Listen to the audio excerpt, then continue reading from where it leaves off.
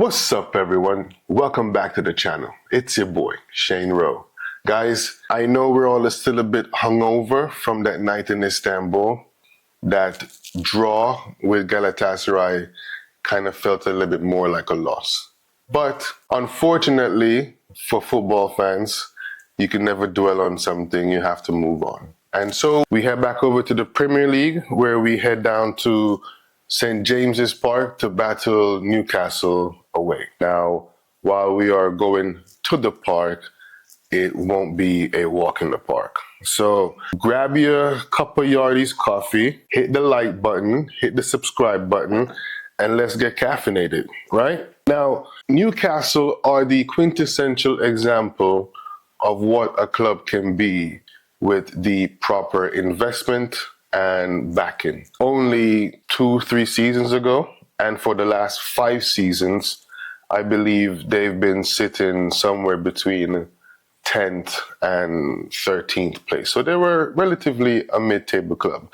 Now, mind you, yes, Newcastle from before used to be top level. Alan Shearer, we all know this. But in recent decades, they haven't been the strongest of teams. However, like I said, with recent investments, they've went from mid-table to now battling PSG and beating them in the Champions League. So they're not a pushover, you know? I will say this, we did see from the Champions League game against PSG that they do have some injury problems. So they are probably the other team that's having a more of an injury crisis than we are right now. Fortunately for us, we've got some players that recently just came back. I still think that some of them might be carrying a little bit of an injury, i.e. Rasmus Højlund. Let's see how they keep up over the course of the next few games. As I said, Newcastle, they're a bit injury-stricken. They've lost one of their best players in Callum Wilson, and he's one of their top goal scorers. However, they still have a bunch of weapons. Alexander Isak, Kieran Trippier, and Anthony Gordon. Now, Alexander Isak is going to be a problem.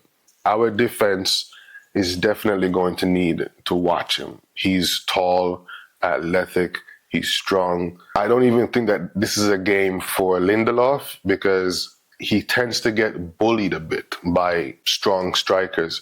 So we'll talk about the team in a minute, but I think we definitely need Harry and Varane in this one. So I've already given you a little bit of a peek at what my defense looks like. They've also have Kieran Trippier. He is currently, I think if he's not number 1, he's number 2 with chance created in the Premier League, but I believe he is number 1.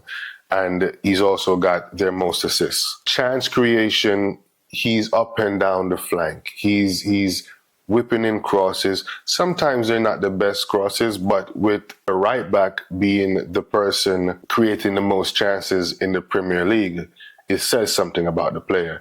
With number 2 being Bruno himself. To be creating more chances than Bruno, and we see how wasteful we are with Bruno's chances, and Trippier is creating more than that, we're going to have to be on him. We're going to have to pay attention, and especially if he's going to be linking up with Anthony Gordon. If you realize in this whole list between the top scorers, their assists and goals plus assists, Anthony Gordon is on top of the list with 8 goals plus assists.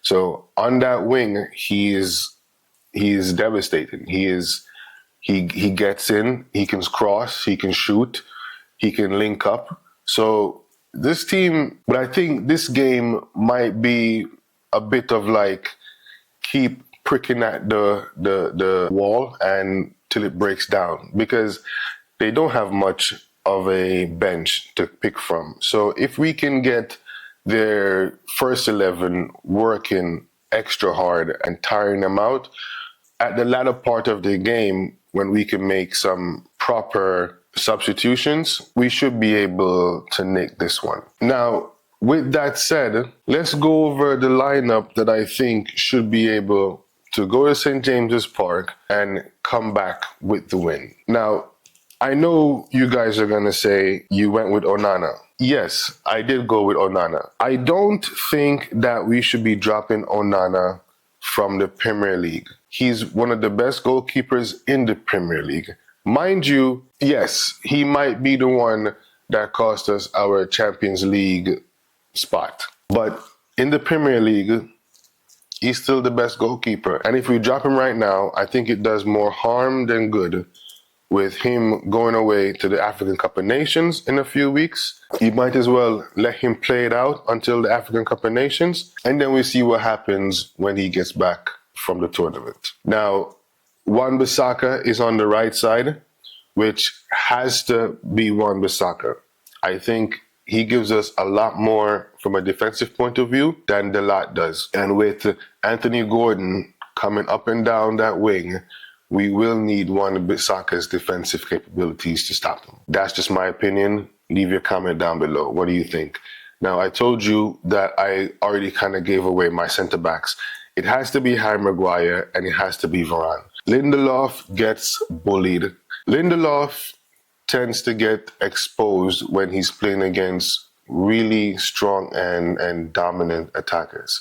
Like, I don't think Lindelof can mark Rasmus Højlund. He'll just ragdoll him. If he's going up against someone like Isak, I think that Isak will take full advantage of the height, and he's a bit more physical than Lindelof, ironically, and he's a defender, Lindelof. So I think it should be Varane and Maguire partnering. It's going to be a physical game, so we need to keep that strong back line. Reguilon, because I just believe that Shaw just played. Delot might be as well. He might want to rest them both.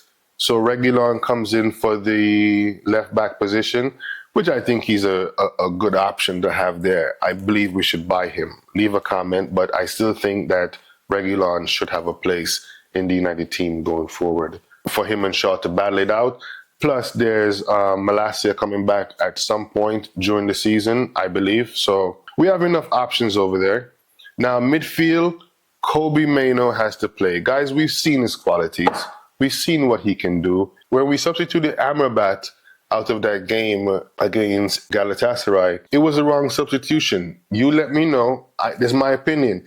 I believe we should have taken out Scott McTominay. I wanted to keep Scott McTominay in the game. He's been doing a couple of things for us, but he goes missing. There was a couple times within the game in the last 10, 15 minutes where it was supposed to be close it down, control the game. And although he was going forward trying to get us a fourth goal, it kind of left us exposed in the middle. So Kobbie Mainoo and Amrabat has to be the midfielders that I would like to see start the game. I definitely want to see that dynamic and see how they play with each other. For some reason, I really think that this two partnership on a two pivot could definitely work. The attackers, Garnacho's on the left side. He's proven to be a real asset to us from the beginning of the game, which is what we really need. We need somebody who can score a goal within the first 15 to 20 minutes of the game. And he's been doing that so far, so long may that continue. Bruno, what do you say about Bruno? For you to be as good as Bruno, you have to be a bit risky. And going forward, he does take the right amount of risk. Going back, he did cost us two very important fouls, which led to goals. So he's going to have to figure that out, tighten that up. Those two goals that scored from the free kick in Turkey, he has something to do with it. He caused the fouls. So he's still my captain, and I'm not going to abandon Bruno for Turkey. Turkey was a collective collapse. The whole team, especially from the minute of the substitutions, completely collapsed. Now, Rashford, who we really did miss in that game in Turkey, because I don't think Anthony is the answer on that right side. And in fact, I think Rashford's game has slightly improved coming off of that right side. So let's continue to see how it works on that right side. With Wan-Bissaka linking up, I think that really could be a good partnership. And Rasmus Højlund is up top. I'm worried about Rasmus because I think he's still carrying an injury. He hasn't scored in the Premier League yet, but he is still, I believe, the joint top scorer in the Champions League. So there's goals in him. There's goals in him, and there's chances in us, and there's goals in Rasmus. So somehow we need to start linking the two so we can have chances with goals, right? So that's my team for the trip to the park.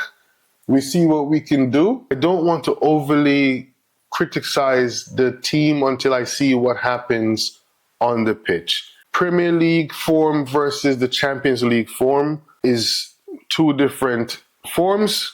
So let's just hope that they can go to the park, get the points. Newcastle, they have weapons, but I think we should have enough in the tank to come out with at least a 2-1. Preferably 3-1, put the game to bed, but 2-1. Guys, like the video, comment, and subscribe. And if you've been rocking with your boy this long, I really do appreciate you. So God bless you, and GGMU. Peace.